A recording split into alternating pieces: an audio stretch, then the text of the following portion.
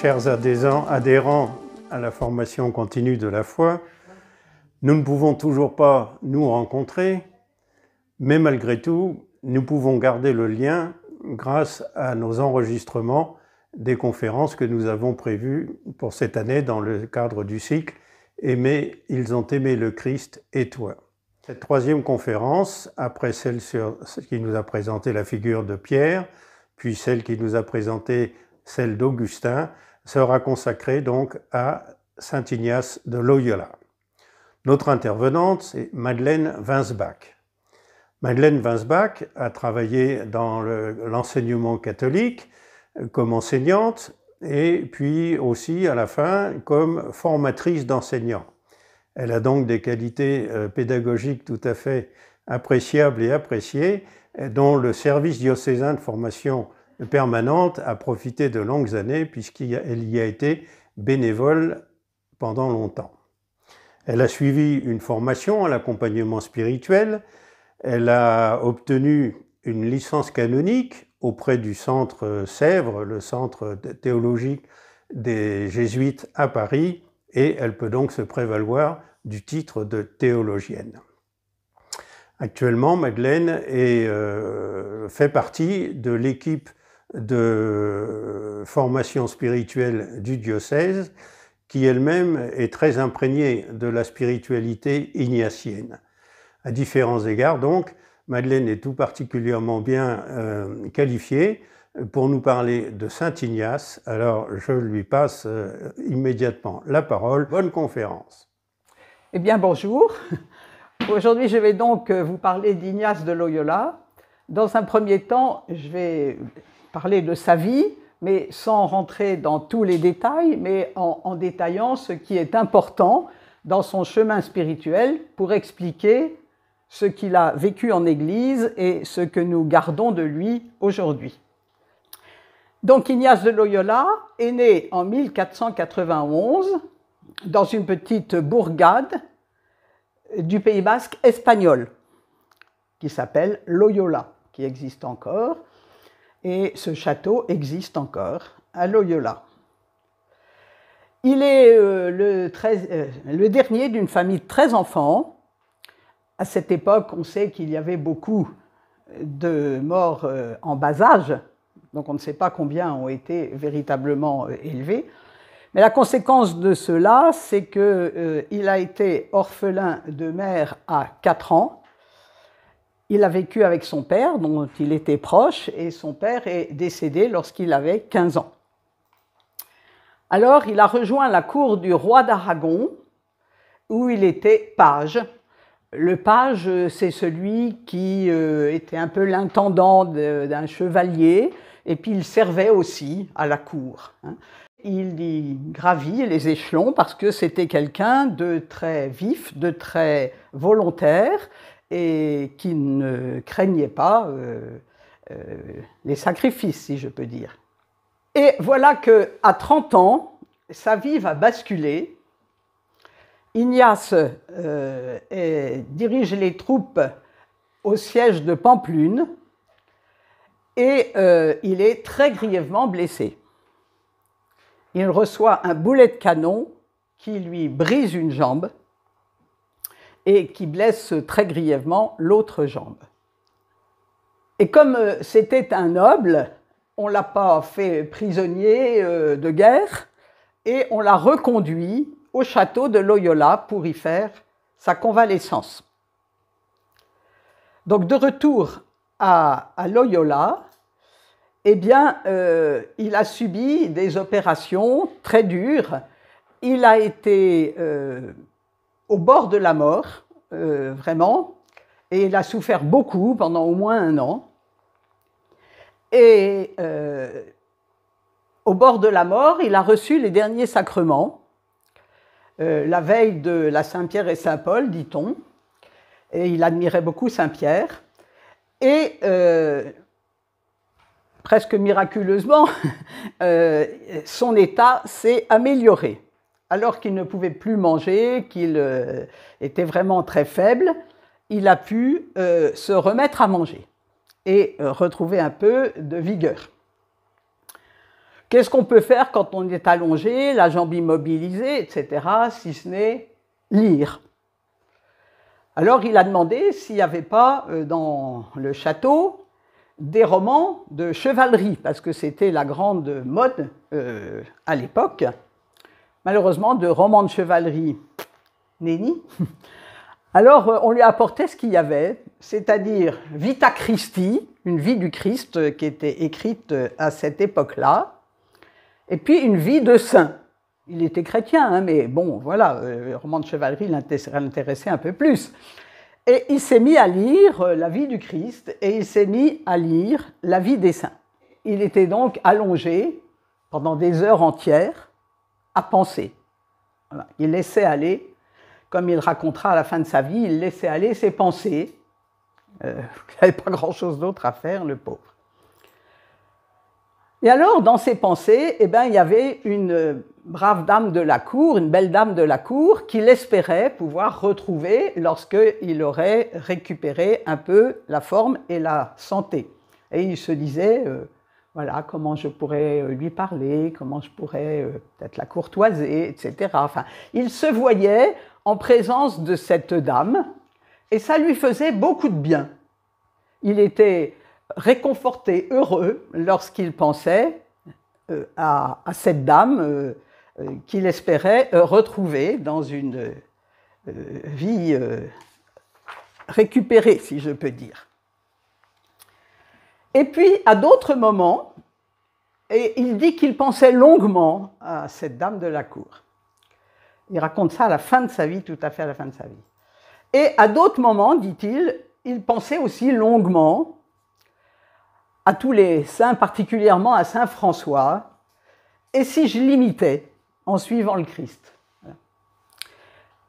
Et alors qu'il pensait à ça, eh ben, il était aussi très réconforté, très, très heureux à l'idée d'imiter saint François, saint Dominique, d'imiter les saints qui s'étaient donnés entièrement au Christ. Voilà, donc il oscillait entre ces deux pensées, qui, l'une et l'autre, lui donnaient beaucoup de joie. Et puis, il a pris conscience à un moment donné que si chacune de ses pensées lui donnait beaucoup de joie, ce qui demeurait après qu'il ait eu ces pensées n'était pas du même ordre. Après qu'il s'était délecté à l'idée de rejoindre la cour et de courtiser une de ces dames de la noblesse, il était, dit-il, fatigué, sec, mécontent. Au fond, ce bonheur qu'il avait à cette pensée ne durait pas. Et quand il pensait à imiter les saints, à suivre François et d'autres, eh bien, dit-il, il était content, allègre, paisible, il était enthousiaste. Il restait enthousiaste dans la durée après cela. Et ces alternances, il les a vérifiées plusieurs fois. Vraiment, ça l'a de plus en plus frappé, si je peux dire. Alors, il en est venu à la conviction que ce n'était pas le même esprit qui lui soufflait en quelque sorte la rencontre avec cette dame de la cour et qui lui soufflait la suite du Christ avec saint François et d'autres. Et donc, il en est venu à se dire que d'un côté, il y avait ce qu'il appelait le mauvais esprit, qui lui soufflait quelque chose qui n'était pas bon, puisque le bonheur qu'il avait à cette pensée laissait place à la tristesse, au découragement. Et que de l'autre côté, c'était le bon esprit qui lui soufflait cela, puisque le bonheur qu'il avait à cette pensée durait, et il y trouvait beaucoup de joie et d'apaisement. Et c'est à partir de là qu'il a commencé à entrer dans ce qu'on appelle, dans la spiritualité ignatienne, le discernement des esprits. Voilà, c'est pas les esprits, hein, mais c'est qu'est-ce qui vient de ce qu'Ignace appelle le bon esprit et qu'est-ce qui vient du mauvais esprit. Et le mauvais esprit, dans les exercices spirituels, il l'appelle l'ennemi de la nature humaine, c'est-à-dire celui qui va s'opposer à la vocation de l'être humain. Voilà.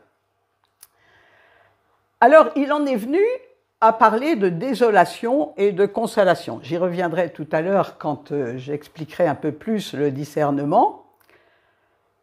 Mais ce qui est important, c'est de comprendre que c'est tout ce qu'il a mis en œuvre dans les exercices spirituels, c'est de là que ça vient. Voilà.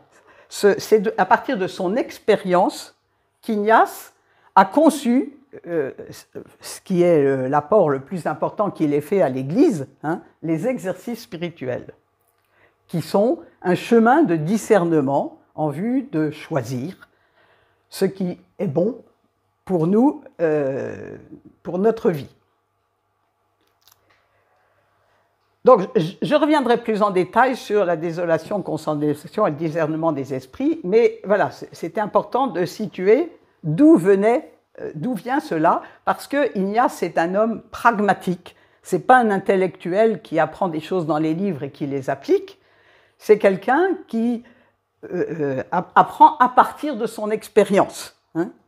Et donc, cette histoire de désolation, de consolation avec la belle dame et tout, c'est ce qu'il a raconté, parce que Ignace était très secret sur ses pensées intérieures et tout, et il n'avait jamais raconté son chemin spirituel avant 4 ans avant sa mort.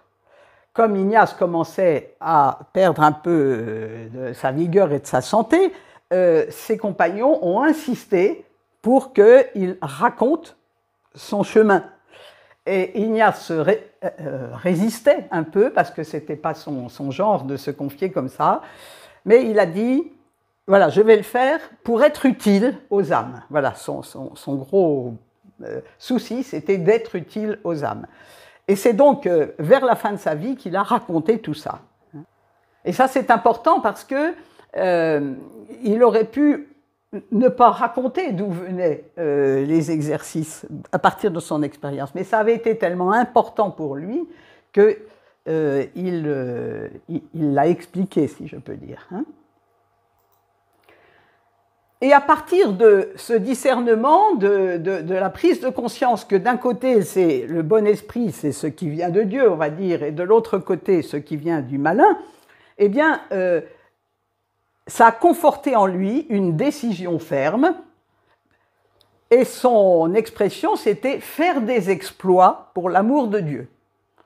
C'était un chevalier, un battant, et les exploits, c'était faire plein de sacrifices, mendier, etc., comme les saints dont il avait lu l'existence. Voilà. Et puis, son objectif, c'était se rendre à Jérusalem pour protéger le tombeau du Christ contre les infidèles. Il y avait du grabuge à Jérusalem à ce moment-là. Enfin, c'était pas comment dire, paisible. Ça allait toujours difficilement, malheureusement. Mais enfin bon, il s'y rendra, je passe très vite sur Jérusalem, j'y reviendrai pas, il s'y rendra effectivement, avec toutes les difficultés qu'il pouvait y avoir à se rendre à Jérusalem à cette époque-là. Il y avait différents lieux où il passait qui étaient plus ou moins en guerre, etc. Mais ceux qui étaient gardiens du temple, si je peux dire, là-bas, lui ont dit « Non, non, il ne faut pas rester, on ne vous autorise pas à rester, c'est trop dangereux, c'est trop ceci, c'est trop cela. » Et il est reparti. Et il a compris que, plus tard, que ce qu'il fallait, c'est qu'il se mette au service du pape. Alors, à partir de là, de sa décision de suivre les saints, il a fait une confession générale. Et il nous dit que la préparation de cette confession générale, et peut-être la confession elle-même, a duré 3 jours. Donc il revisitait toute sa vie passée, et il a fait donc cette confession générale. Et vous voyez que c'était quelqu'un de peut-être un peu scrupuleux déjà. Hein. Et à partir de là, eh bien, il est rentré dans cette vie qu'il voulait. Il s'imposait des pénitences. Il se faisait mendiant. Alors il raconte qu'il arrêtait de se couper les ongles, qu'il arrêtait de se couper les cheveux, et qu'il avait acheté de la toile de jute pour s'habiller. Alors voilà, il devait ressembler à peu près à ça. Et malgré sa confession générale, il ne se sentait pas en paix. Il se reconfessait et se reconfessait avec toujours la crainte de ne pas avoir dit quelque chose d'important. Autrement dit, il tombait dans ce qu'on appelle les scrupules. Voilà. Et ça a été vraiment pour lui un engrenage infernal. Il était vraiment très très mal avec ses scrupules. Il poussait toujours plus loin les pénitences qu'il s'imposait, etc. Enfin, il était vraiment dans l'excès, au point qu'à un moment donné, il s'est dit « je n'y arriverai jamais à être ce que je pense que je devrais être. Je ne ferai jamais assez pour Dieu, pour voilà, les exploits, il pensait qu'il n'en faisait pas assez, quoi, voilà. » Et à un moment donné, il a carrément pensé au suicide. Il était complètement découragé. Et il explique qu'il s'est tourné vers Dieu en lui disant « Seigneur, je ne trouve aucune aide parmi les hommes, sauve-moi. » Voilà. Hein, c'était vraiment le cri de désespoir vers Dieu. Et à la suite de ce cri de désespoir, il a retrouvé à nouveau son confesseur qui lui a dit « Ignace, je vous interdis de confesser à nouveau des choses du passé. » Voilà. Et ça a aussi apaisé Ignace, voilà, qui espérait secrètement que son confesseur lui dise ça, mais qui n'osait pas y croire et qui n'osait pas... Voilà. Et donc, ça a été un véritable tournant dans la vie d'Ignace, hein, qui s'est rendu compte que Dieu n'attendait pas de lui des exploits, hein, mais qu'il attendait de lui qu'il accueille sa miséricorde. Hein, voilà. Et à partir de là, il n'est jamais revenu sur ses scrupules, etc. De temps en temps, il s'en méfiait, mais il était dans cette confiance. Voilà. Et il s'est mis à se centrer vraiment sur le Christ. La spiritualité ignatienne est très christologique. Hein. Il est vraiment enraciné dans le Christ pour mieux l'aimer et le servir. Et son objectif, c'était aider les âmes. Voilà, vraiment, c'est quelque chose de très très fort pour Ignace. Et d'ailleurs, avant même qu'il soit jésuite, etc., des personnes venaient à lui pendant toutes ces quelques années après son accident, des personnes venaient à lui pour des conversations spirituelles, pour être aidées, etc. Et il semblerait, enfin d'après ce qu'il dit aussi, c'est que c'est dès cette période qu'il a commencé à donner les exercices. Alors, ils n'étaient pas structurés comme vers la fin de sa vie, mais il donnait déjà quelque chose qui sera les exercices spirituels, mais sur les exercices, je reviendrai quand on aura fini la vie d'Ignace.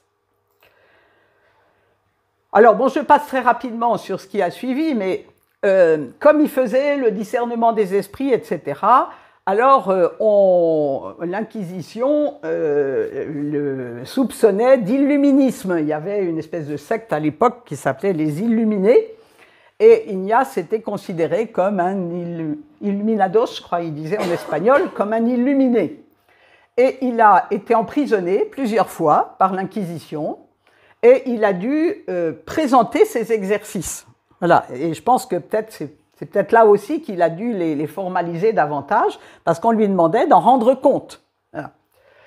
Et puis, bon, l'Inquisition s'est dit, il n'y a rien de complètement mauvais dans ces exercices, mais ils lui ont dit, vous aurez le droit de continuer à donner les exercices si vous avez un diplôme de théologie.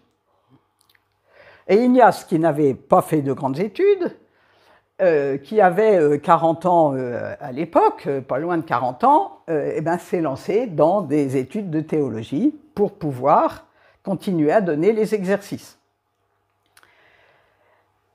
Et à Paris, il avait 43 ans, avec plusieurs compagnons d'études, ils font des vœux à Montmartre. Le lieu où ils ont fait les vœux est encore bien repérable. C'est une petite chapelle au pied de Montmartre. Et ils font des vœux d'engagement. On peut dire que la Compagnie de Jésus a pris naissance là, en 1544. Vous voyez, 2 ans avant sa mort. Ses compagnons lui disent « Père Ignace, il faut mettre par écrit vos exercices spirituels ». C'était de la tradition orale jusque-là. Il y avait bien des écrits, mais ils n'étaient pas structurés pour être donnés. Voilà. Et ces exercices spirituels, Ignace les a donnés à l'Église. Ils ont été approuvés et recommandés par le pape Paul III quelques années après. C'est ce qui demeure vraiment le trésor de la spiritualité ignatienne et qui continue à être utilisé pour les retraites de discernement, etc., mais aussi dans la vie de tous les jours. Et Ignace meurt en 1556. Alors, les exercices spirituels, c'est quoi cette affaire-là? Ignace, il ouvre les exercices en expliquant, par ce terme d'exercice spirituel, on entend toute manière d'examiner sa conscience, de méditer, de contempler, de prier vocalement et mentalement, et d'autres opérations spirituelles, comme il sera dit plus loin. Et alors, il est très concret, il dit « De même, en effet, que se promener, marcher et courir sont des exercices corporels, de même, on appelle exercice spirituel toute manière de préparer et de disposer l'âme pour, c'est là que j'ai mis, écarter de soi les attachements désordonnés, on reviendra là-dessus, et après les avoir écartés, pour chercher et trouver la volonté divine dans la disposition de sa vie, en vue du salut de son âme. Autrement dit, les exercices, c'est une proposition pour rencontrer personnellement le Christ, pour découvrir ce qui, dans notre vie, ne va pas dans le sens de ce qui pourrait être juste et bon, et pour trouver comment, concrètement, dans notre existence, nous pouvons suivre le Christ. Voilà. Donc, on voit bien que le but des exercices, c'est vraiment de s'enraciner dans le Christ en vue de vivre pleinement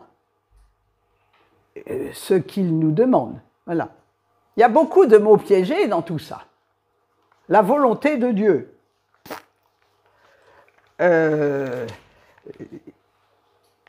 Ce qui serait attachement désordonné. Voilà, on va essayer de repréciser un peu ces choses-là, parce que ça a une signification bien précise chez Ignace, et c'est important pour la spiritualité qu'il propose. Alors, la volonté de Dieu. L'homme est créé pour une relation d'amour. Voilà. Donc, la première chose que nous dit Ignace, c'est « Vous n'êtes pas le fruit du hasard ». Et alors, il commence les exercices par un texte que l'on appelle le principe et fondement, c'est-à-dire, au fond, c'est un peu la toile de fond des exercices. Et cette toile de fond, elle va se décliner tout au long des exercices pour aboutir à ce que Ignace propose, c'est-à-dire trouver et chercher et surtout trouver la volonté de Dieu dans le concret de notre vie. Voilà. Alors, ce principe et fondement, il est un peu cartésien comme ça. Première affirmation. L'homme est créé pour louer, révérer et servir Dieu notre Seigneur. Moi, j'ai mis pour une relation d'amour, voilà, mais je résume. Louer, révérer et servir Dieu notre Seigneur, et par là sauver son âme. Alors, le terme sauver son âme, depuis le 19e siècle, il est piégé. Hein. Je n'ai qu'une âme qu'il me faut sauver, etc. Non. Sauver son âme, ici, ça veut dire tout simplement répondre à notre vocation d'être appelé à partager la vie de Dieu. Voilà. Au fond, la vocation humaine, elle se résume, si je peux dire, à cela. Hein? Partager la vie de Dieu, parce que Dieu nous aime et désire que cet amour, nous le recevions et que nous puissions aussi le partager. Hein? Donc, sauver son âme, c'est ça. C'est le contraire de sauver son âme, ça serait se perdre, s'égarer en oubliant la source qui nous crée. Hein, voilà. Et les autres, alors il dit voilà pourquoi on est créé. Hein, on est appelé à cela. Et les autres choses sur la face de la terre sont créées pour l'homme. C'est-à-dire, tout ce qui est créé, mon petit vieux, c'est pour toi. Voilà. Pour t'aider à poursuivre la fin pour laquelle tu es créé. C'est ce que dit Dieu dans la Genèse. Hein. Voilà, je vous donne tout. Hein, voilà. Ça, c'est l'affirmation. Alors, d'où il s'ensuit que, voilà, c'est très... que l'homme doit user de ces choses dans la mesure où elles sont utiles pour atteindre sa fin. Mais si ces choses le détournent, eh bien, il doit s'en détacher. Voilà l'affaire des attachements désordonnés. D'accord? Donc, dans les exercices, on va être amené à visiter un peu notre vie. Ça vient comme ça, à mesure que l'on lit l'Écriture, qu'on prie avec elle, etc. L'Esprit nous fait découvrir des choses, et l'Esprit peut nous faire découvrir que nous sommes attachés à des choses, à des personnes, etc. Et que ces attachements-là nous empêchent d'épanouir vraiment notre vocation humaine au sens où on l'entend en christianisme. Et alors Ignace, il dit, dans ce cas-là, il faut s'en détacher. Hein? Bon, que dit le Christ dans l'Évangile? Si ta main, voilà, coupe-la. On retrouve ça. Hein? Et puis, bon, au contraire, tu as le droit d'user de tout ce qui t'est donné du moment que ça ne te détourne pas. Voilà, du moment que ça va dans le sens de la réalisation de ta vocation. Ça veut dire que... Alors, il y a un terme très fort là qui est un peu difficile à comprendre parfois. Pour cela, pour bien faire le tri entre les deux, il est nécessaire de nous rendre indifférents à toutes les choses créées et tout ce qui est laissé à la liberté de notre libre arbitre et ne lui est pas défendu. Alors, ça veut dire quoi ça? Indifférent, ça ne veut pas dire je me moque de tout.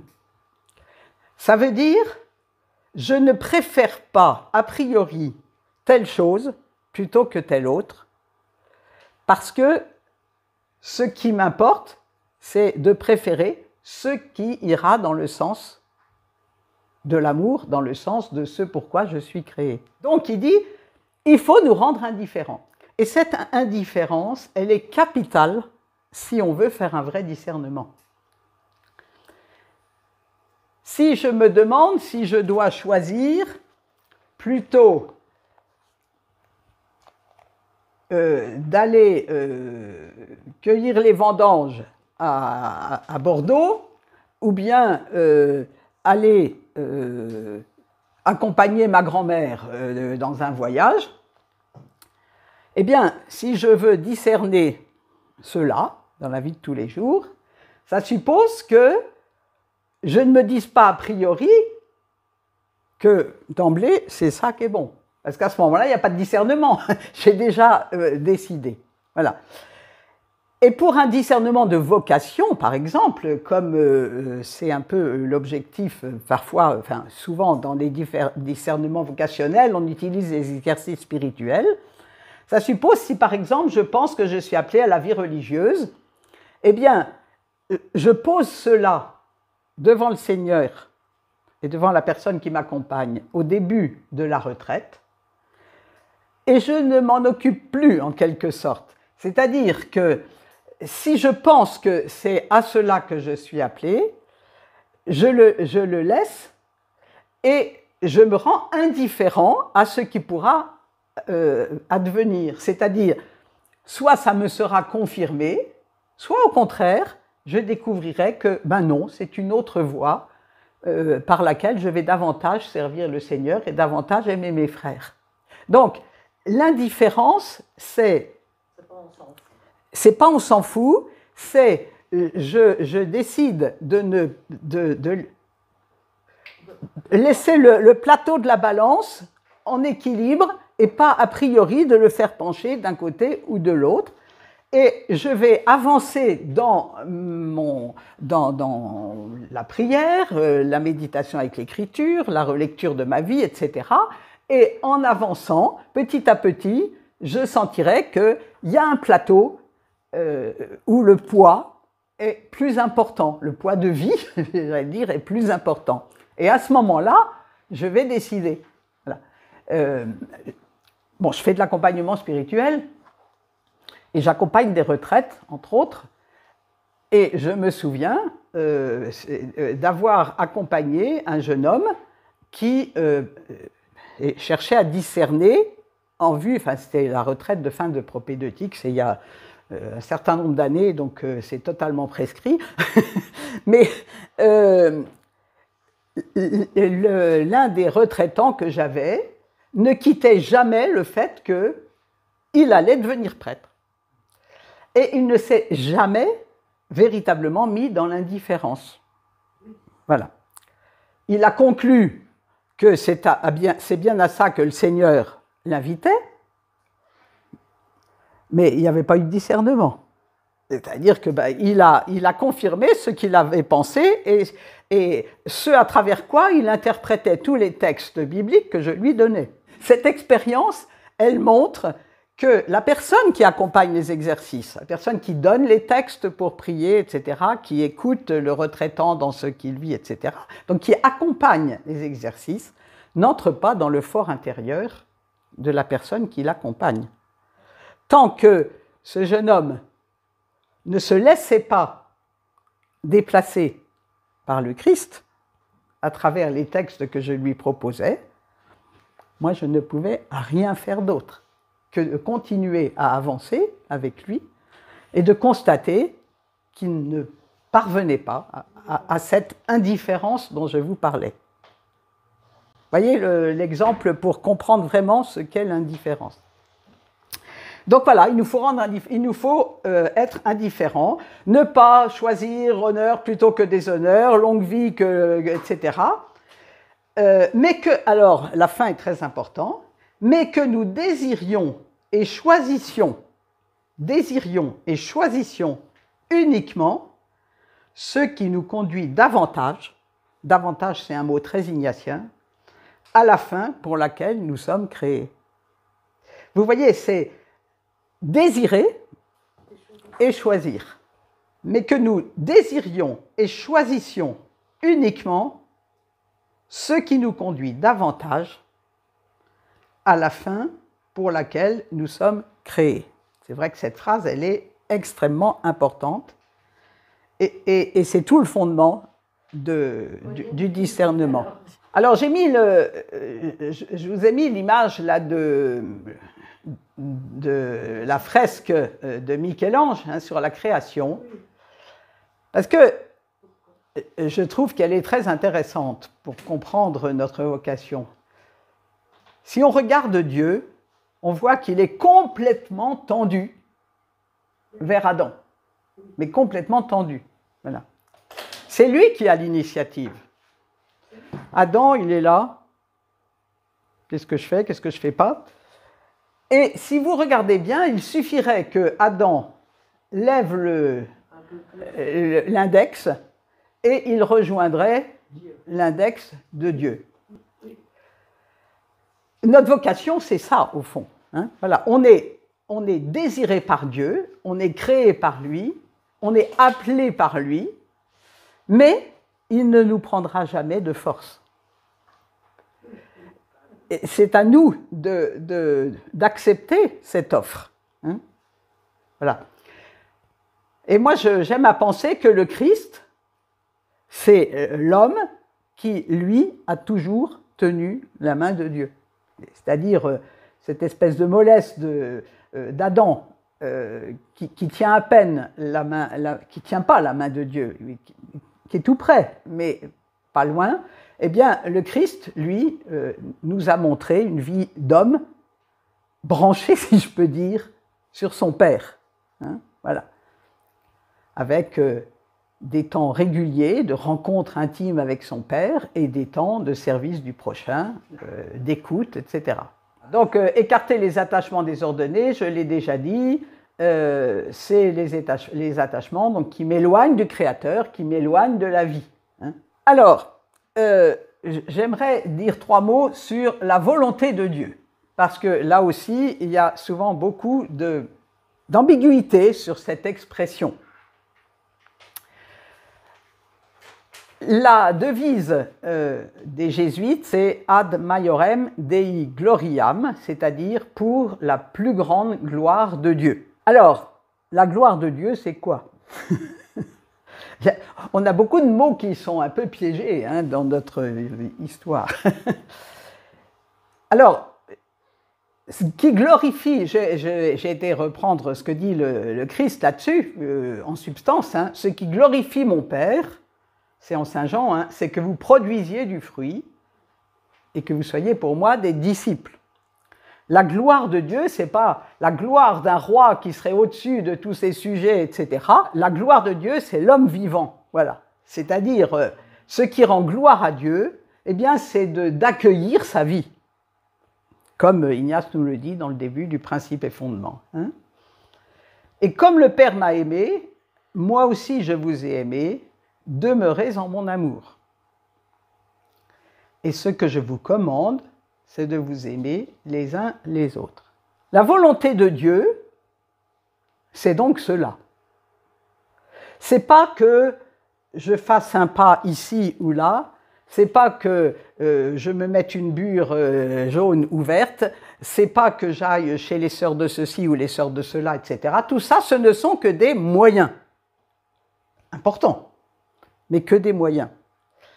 La volonté de Dieu, c'est que nous accueillons son amour, que nous en vivions pour être ses témoins et pour que son amour soit reconnu, hein, que ton nom soit connu sur la terre, voilà. Hein.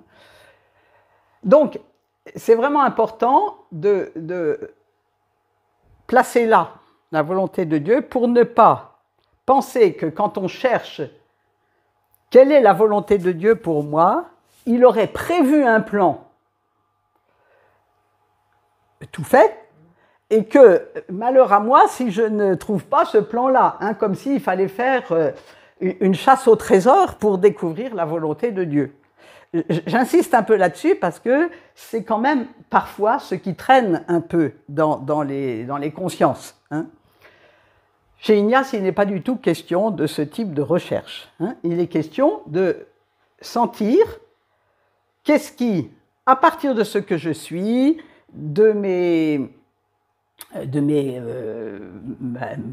qualités, de mon environnement, etc., de quelle manière je vais davantage aimer, davantage être enraciné dans le Christ et davantage servir mes frères et servir l'Église. Voilà. Et comme pour Ignace, on peut parfois penser que la manière dont nous pourrions faire cela, c'est telle grande chose, etc. Et découvrir que Non. C'est dans les petites choses de la vie de tous les jours que le Seigneur nous attend. On peut parfois se rendre compte que ce que nous imaginons que Dieu peut attendre de nous, c'est un peu comme les exploits que Ignace voulait faire pour Dieu, hein, et des fois ça nous met un peu dans l'orgueil, dans la recherche vaine, dans le fait de dire j'y arriverai jamais, et c'est finalement le mauvais esprit qui cherche à nous décourager en nous faisant imaginer ces choses-là. Hein. Donc, c'est l'enracinement dans le Christ qui peut nous permettre de découvrir la volonté de Dieu. Et découvrir la volonté de Dieu, c'est la rencontre de deux désirs. Voilà. Le désir de Dieu qui crée l'homme libre et qui l'appelle à une relation, et le désir de l'homme qui cherche à répondre à cette vocation.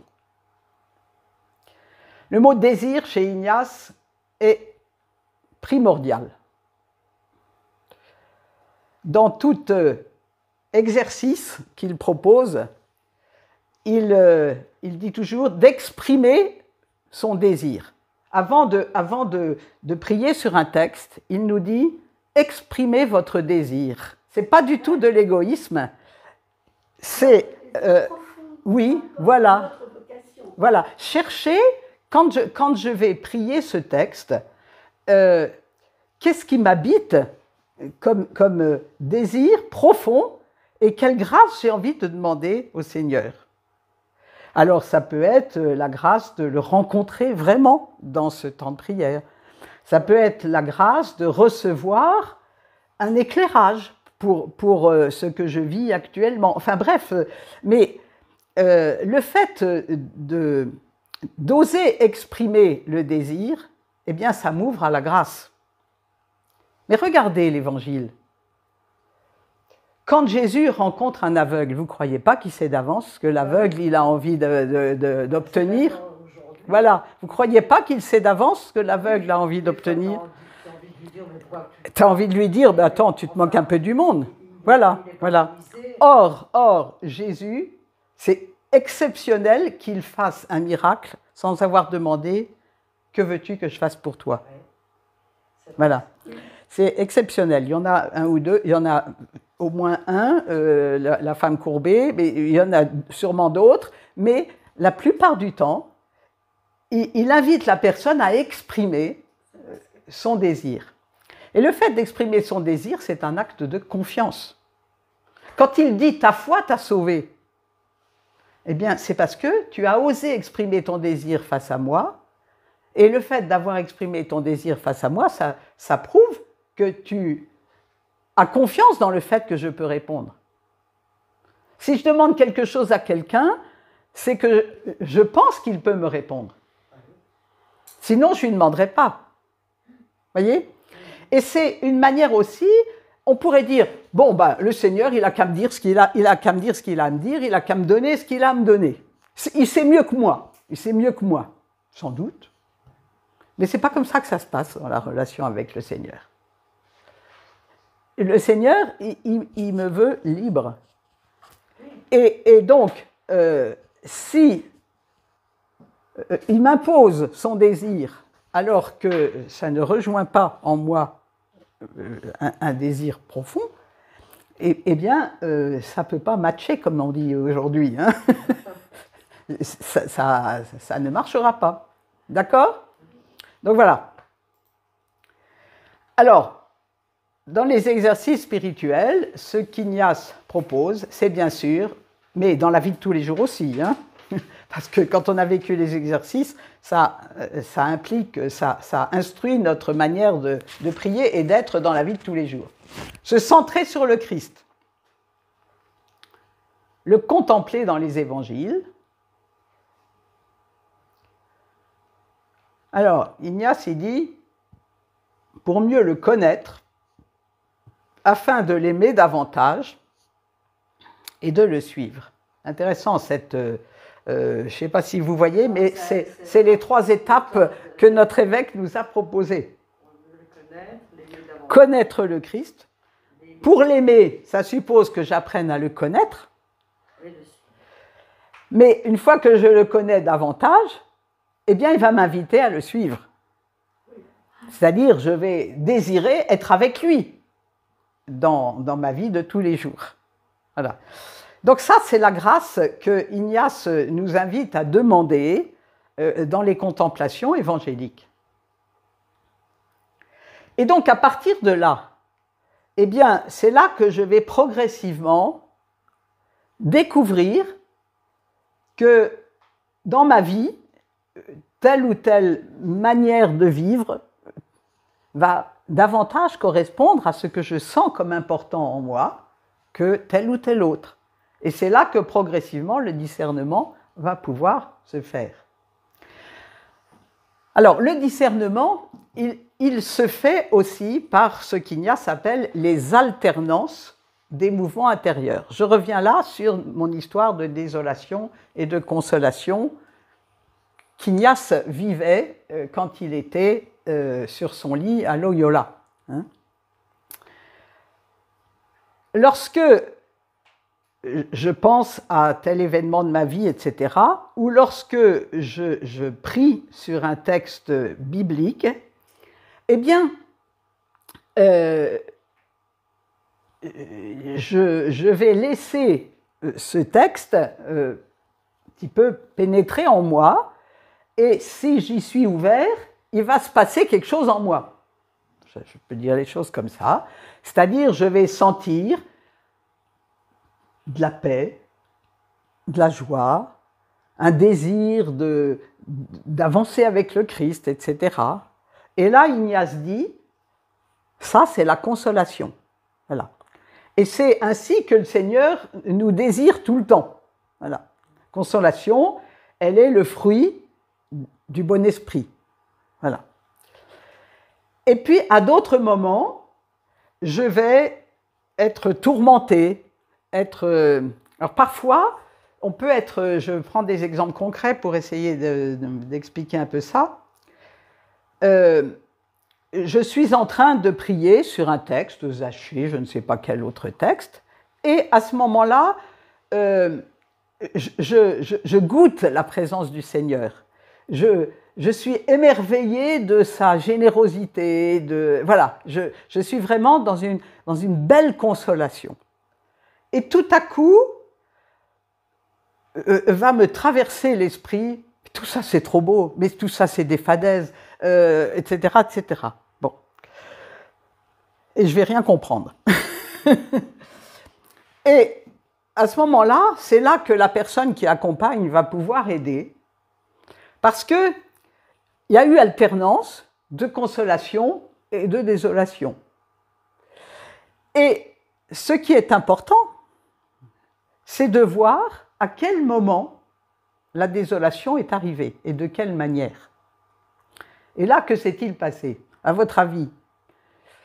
La désolation, comment elle est arrivée?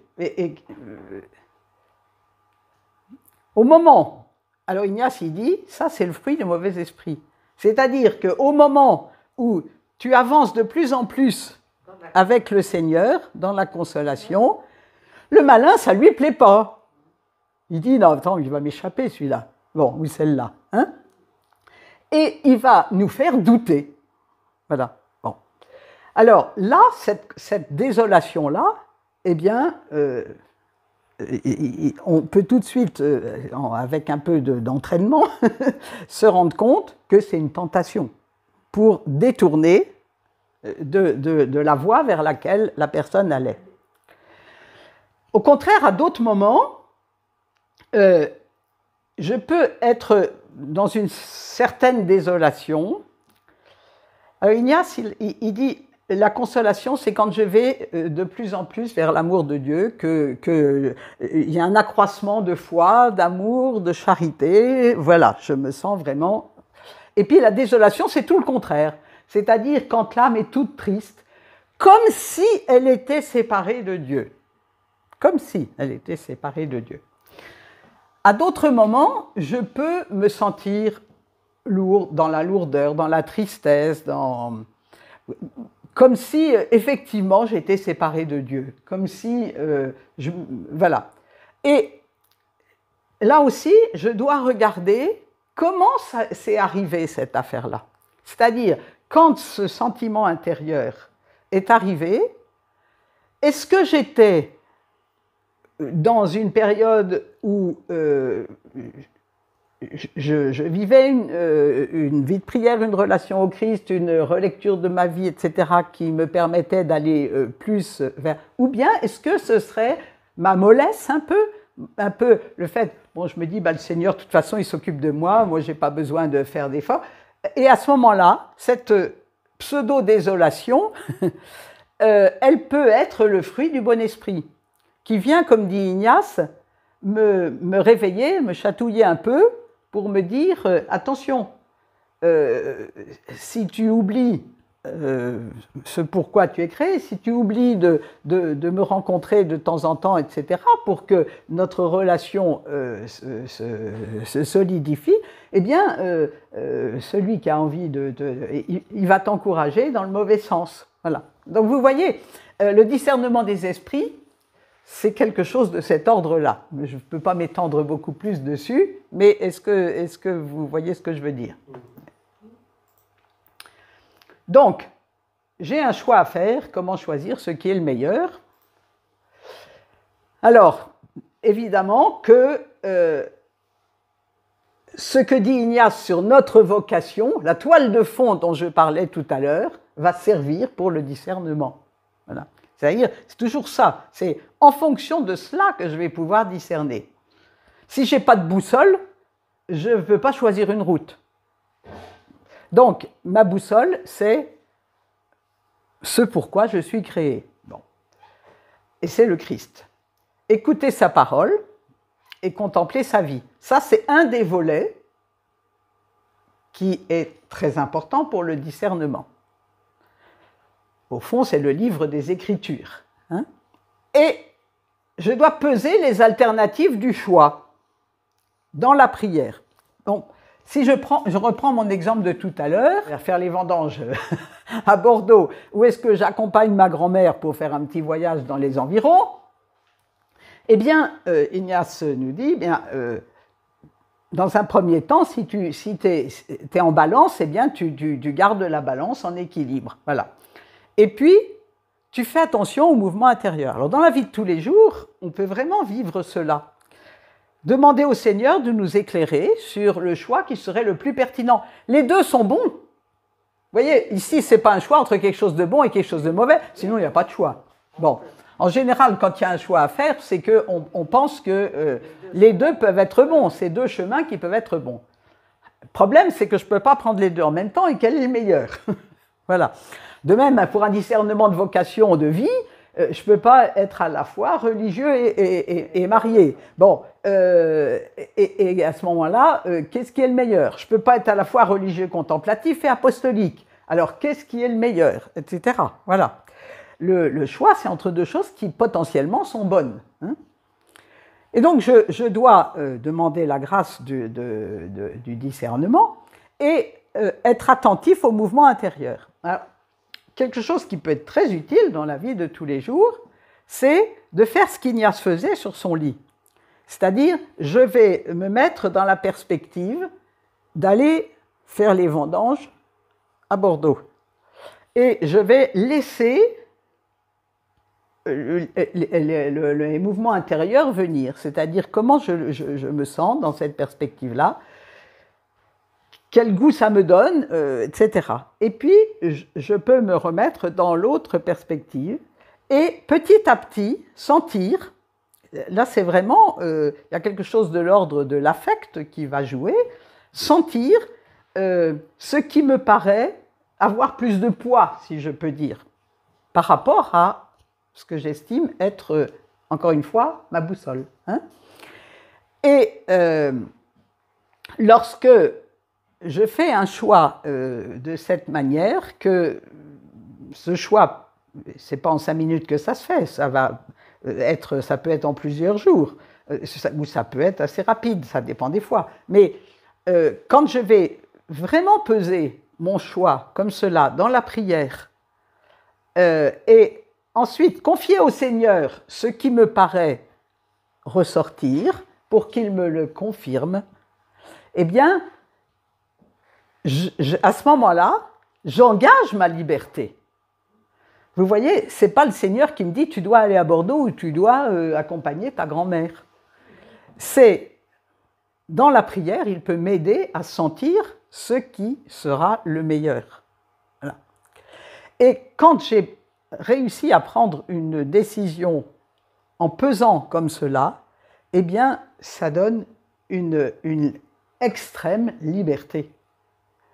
Parce qu'à ce moment-là, je peux m'engager pleinement, et c'est là que la volonté va intervenir à ce moment-là, je peux m'engager pleinement vers ce que j'ai discerné. Donc vous voyez, ce n'est pas uniquement pour faire des grands choix de vie, mais dans la vie de tous les jours, le discernement à travers les mouvements intérieurs est extrêmement précieux. Il faut s'y entraîner, mais c'est très précieux.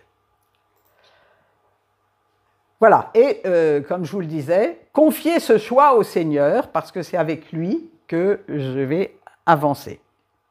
C'est-à-dire que dans les exercices, quand la personne qui discerne a accueilli le fruit de ce discernement, la personne qui l'accompagne va lui dire « mets ça par écrit et va te présenter au Seigneur avec cela. » Voilà. Pour recevoir de lui la confirmation. C'est-à-dire, c'est un peu comme ce qui se passait après quand Ignace avait fini de penser. Hein. C'est-à-dire, est-ce que quand je viendrai dire au Seigneur, voilà ce que je pense être bon pour vivre avec toi, hein, eh bien, je vais sentir intérieurement si cela me laisse vraiment dans la joie, dans la paix. Et Ignace, il dit, quand il faisait parfois, il avait des discernements sur des choses importantes qui duraient longtemps, hein, pour savoir, par exemple, si la compagnie de Jésus devait avoir des biens propres. Bon. Ah ben, ça a duré longtemps. Hein. Bon. Et à un moment donné, il dit, eh bien, il raconte ça dans le récit. Alors, c'est à la troisième personne, parce que celui qui a écrit le récit, il parle de ce qu'il a entendu d'Ignace. Hein. Alors, il dit, et il ne pouvait plus douter. Voilà, à un moment donné, il ne pouvait plus douter que telle était la volonté de Dieu. Et pourquoi il ne pouvait plus douter? Parce qu'il avait fait ce chemin de discernement, il l'avait porté au Seigneur, et en quelque sorte, à ce moment-là, c'est le Christ qui nous le redonne. Voilà, qui nous le redonne en confirmation. Voilà. Et vraiment, l'expérience montre que des choix importants faits en toute connaissance de cause dans un discernement, c'est une force extrême pour la suite. Je me suis engagé dans telle voie, et je rencontre des turbulences. Que ce soit la vie religieuse, que ce soit l'engagement dans telle ou telle chose, en tant que célibataire, que ceci, que cela, l'engagement dans le mariage et tout, c'est jamais un long fleuve tranquille. Bon. Et donc, l'engagement, le sacrement de mariage, etc., s'ils ont été vécus vraiment avec une assurance profonde et une confiance dans le Seigneur qui nous donne cela, eh bien, c'est une grâce énorme lorsque la barque se met à s'agiter. Voilà. Donc, un vrai discernement nous rend vraiment libres. Voilà. Alors, je vais bientôt avoir fini. Dans la spiritualité ignatienne, mais il n'y a pas qu'Ignace, hein, mais voilà, moi je vous parle d'Ignace. Il y a le livre des Écritures et le livre de la vie qui se complètent. C'est-à-dire que la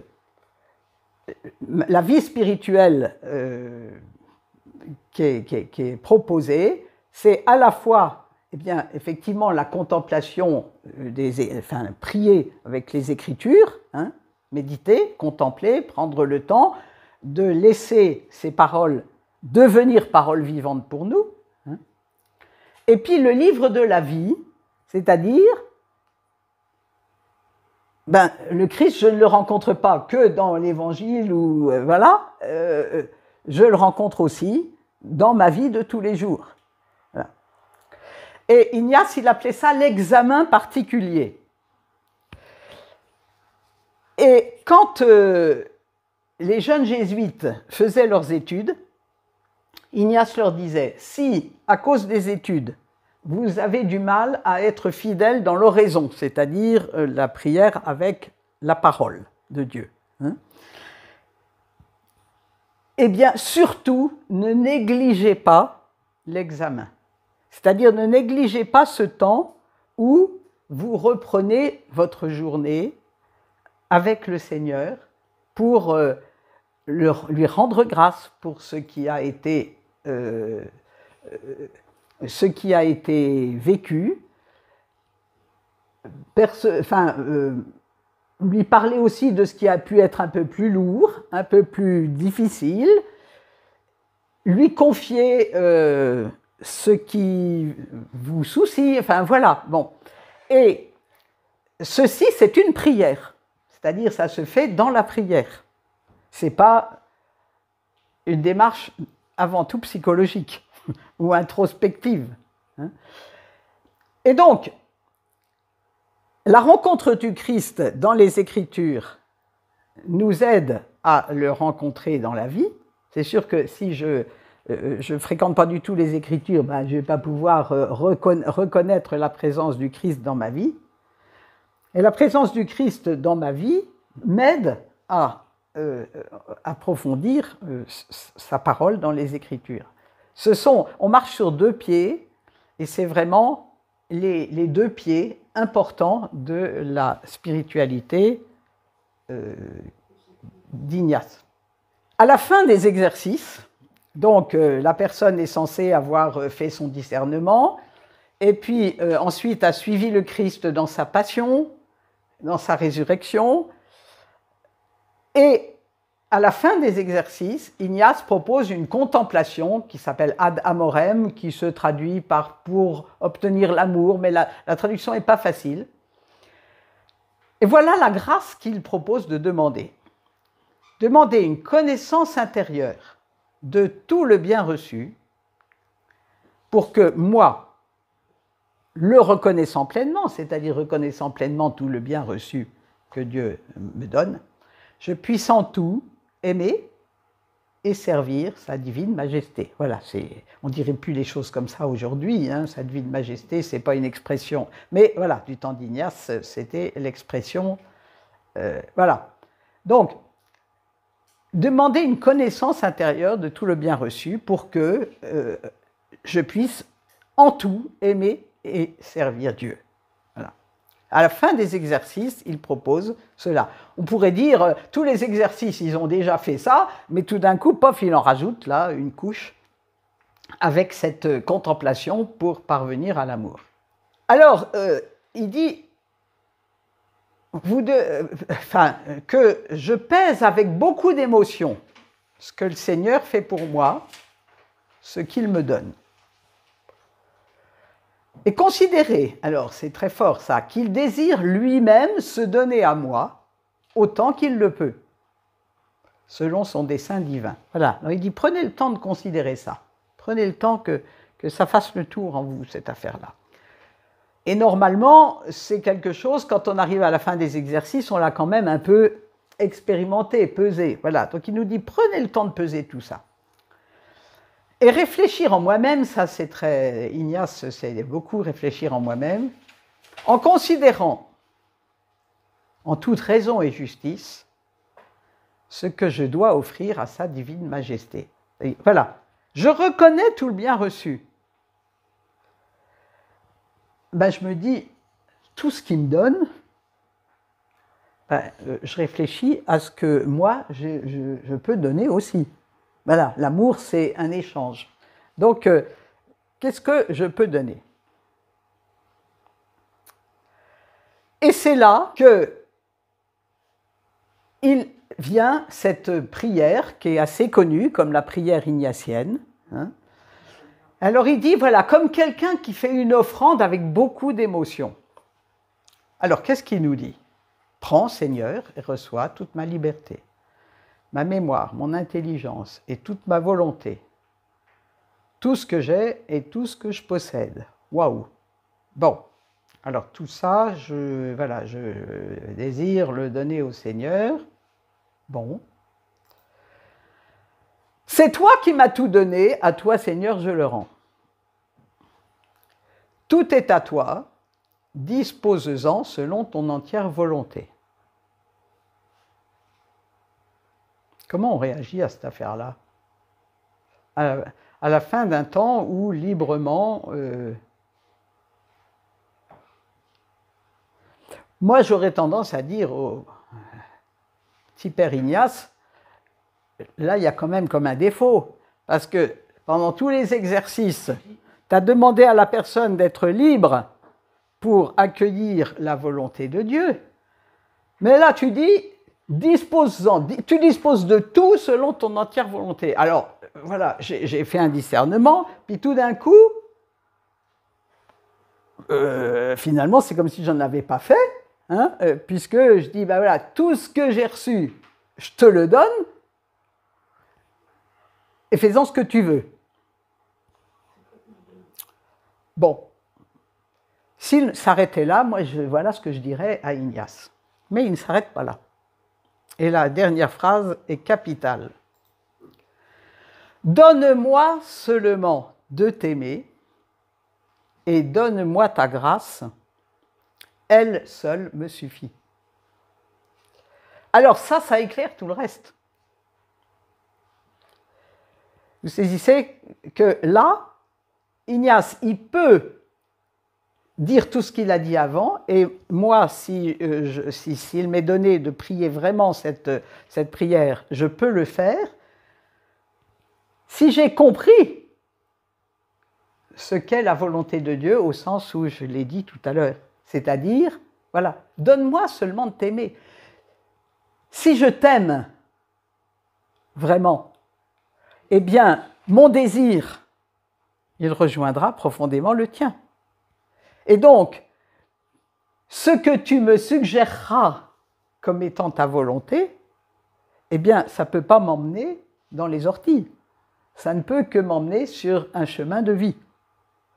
Et donc, à ce moment-là, oui, donne-moi de t'aimer et donne-moi ta grâce, elle seule me suffit. Car si tu me donnes de t'aimer et que tu me donnes ta grâce, eh bien, je sais que à ce moment-là, je ne vais pas m'égarer.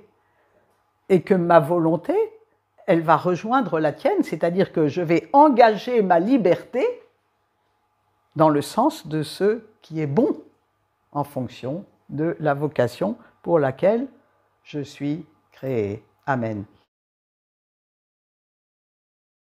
La grâce, ça peut être tout simplement la grâce d'être à l'écoute. C'est-à-dire, il n'y a pas besoin non plus de faire les pieds au mur pour se demander quelle grâce on va demander. Hein. Parfois, à partir de notre vie ou à partir d'un texte sur lequel on va méditer, il y a une grâce spécifique qui va, entre guillemets, s'imposer. Voilà. Et là, il est important de l'exprimer. À d'autres moments, il n'y a pas de demande de grâce spécifique qui va venir, mais voilà, je peux tout simplement demander la grâce d'être à l'écoute du Seigneur et de le laisser agir en moi, hein, de laisser sa parole agir en moi. Parce qu'au fond, c'est ce que je désire. Quand je me mets à prier sur un texte d'écriture, ce que je désire, c'est que cette écriture devienne vivante. Donc, que le Seigneur, à travers cette écriture, m'instruise, agisse en moi. Enfin, voilà. Hein. Et donc... ça, c'est une grâce importante que je peux demander. Ce n'est pas la peine d'aller non plus se gratter la tête pendant 1 heure pour inventer une demande de grâce qui ne vient pas... il faut qu'elle monte du cœur. Voilà. Mais ce qui est important, c'est que ce qui monte du cœur, j'ose l'exprimer. Parce que ça m'engage aussi, quelque part. ça me met dans l'accueil et mon désir est exprimé, quoi. Mais autrement, voilà, il ne faut pas non plus que ça devienne un artifice. Hein. C'est pour ça que c'est important d'en comprendre le sens. Ignace, c'est un homme d'action, mais une de ses règles, disaient ses compagnons, c'était il mettait tout en œuvre comme si tout dépendait de lui, et en même temps, il abandonnait tout à Dieu comme si tout rien ne dépendait de lui finalement, comme si tout dépendait de Dieu. C'est-à-dire que, mais je trouve que c'est très fort quand on y réfléchit, ça veut dire, bien sûr que je dois faire des choses et pas attendre que Dieu fasse à ma place, hein, mais je sais que le fruit de mon action, c'est pas moi qui le ferai mûrir. Voilà. Je peux faire des grandes choses et qui ne porteront pas de fruits. Je peux faire parfois des toutes petites choses qui porteront du fruit. Et donc, quand j'ai fait tout ce qui est en mon pouvoir, eh bien, je remets à Dieu pour que lui, il fasse fructifier ce que j'ai essayé de faire. Et ça, je trouve que c'est assez fort. C'est très aidant, finalement, si on y réfléchit. Et c'est vraiment ça, quoi. Il n'y a pas de séparation entre la vie et la foi, et il y a une articulation entre l'action de Dieu et l'action humaine. Voilà, lorsqu'on lit les évangiles, on se rend compte que Jésus nous a montré ce chemin. Pardon. Il a pleinement assumé sa liberté humaine, il a mis en œuvre toute son énergie, mais sans jamais oublier sa relation à son Père, dont il savait qu'il recevait également tout. Il a rempli sa mission de sauveur du monde en homme libre, mais entièrement relié à son Père, qui lui donnait aussi de porter le fruit. Et si on regarde aussi la parabole des talents, que reproche Jésus à celui qui n'avait qu'un seul talent et qui ne l'a pas fait fructifier ? Eh bien, il lui reproche tout simplement de ne pas avoir fait confiance, de ne pas avoir osé risquer. Il ne lui aurait pas reproché de ne pas avoir réussi s'il avait risqué. Mais c'est la peur, le fait de ne pas avoir osé risquer l'aventure qui lui est reproché parce que cela traduit un manque de confiance dans le maître. Alors, ce qui est vrai pour l'action est aussi vrai pour la prière. Lorsque je désire me laisser toucher par un texte d'évangile ou un écrit biblique, une parole de Dieu, eh bien, je prépare, je me mets dans des conditions favorables pour que ce texte puisse me parler. Mais je sais bien qu'une fois que j'ai mis en œuvre tout ce qui me semble favorable, eh bien, c'est l'Esprit qui va travailler en moi pour que cette parole puisse me nourrir, me dire quelque chose. Et si toutefois j'ai l'impression qu'il ne s'est rien passé, eh bien, je fais confiance dans le fait qu'il s'est sans doute passé quelque chose que je ne mesure pas, mais au moins j'étais présente au Seigneur. Donc, ce qui est vrai pour l'action l'est aussi pour la parole. Dans la prière comme dans l'action, finalement, bien, c'est la confiance dans l'amour et la miséricorde de Dieu qui est première. Il désire se donner à moi pour mon bien et celui de mes frères et sœurs, pour que les fruits qu'il désire que je porte dans le monde soient mûrs, mûrissent le mieux possible. Et pour terminer, je voudrais lire quelques extraits d'une lettre d'Ignace qu'il a écrite même pas un an avant sa mort, à des compagnons qui se désolaient du fait qu'ils ne parvenaient pas à mettre en œuvre, à réaliser ce qu'ils désiraient. Et voilà ce que leur dit Ignace. il me semble que vous devriez vous résoudre à faire avec calme ce que vous pouvez. Un peu plus loin, l'anxiété et l'inquiétude de l'esprit ne plaisent point à Dieu. Le Seigneur veut que nos limites et nos faiblesses prennent appui en sa force et en sa toute-puissance. Il veut nous voir croire que sa bonté peut suppléer à l'imperfection de nos moyens. Ceux qui se chargent d'affaires nombreuses, même avec une intention droite, doivent se résoudre à faire simplement ce qui est en leur pouvoir, sans s'affliger s'ils ne parviennent pas à tout réaliser comme ils le voudraient. À condition toutefois qu'ils aient accompli tout ce que la nature humaine peut et doit faire selon les indications de la conscience. Si on doit laisser de côté certaines choses, il faut s'armer de patience et ne pas penser que Dieu attend de nous ce que nous ne pouvons pas faire. Il ne veut pas davantage que l'homme s'afflige de ses limites. Et il termine sa lettre ainsi. « Plaise à la divine bonté de nous communiquer toute la lumière de la sagesse pour que nous puissions voir clairement et accomplir fermement son bon plaisir en nous et dans les autres, pour que nous acceptions de sa main ce qu'il nous envoie, en faisant cas de ce qui a le plus d'importance, la patience, l'humilité, l'obéissance et la charité. Que Jésus-Christ soit seulement en nos âmes avec ses dons spirituels. » Voilà, j'arrêterai là en ayant laissé la parole à Ignace.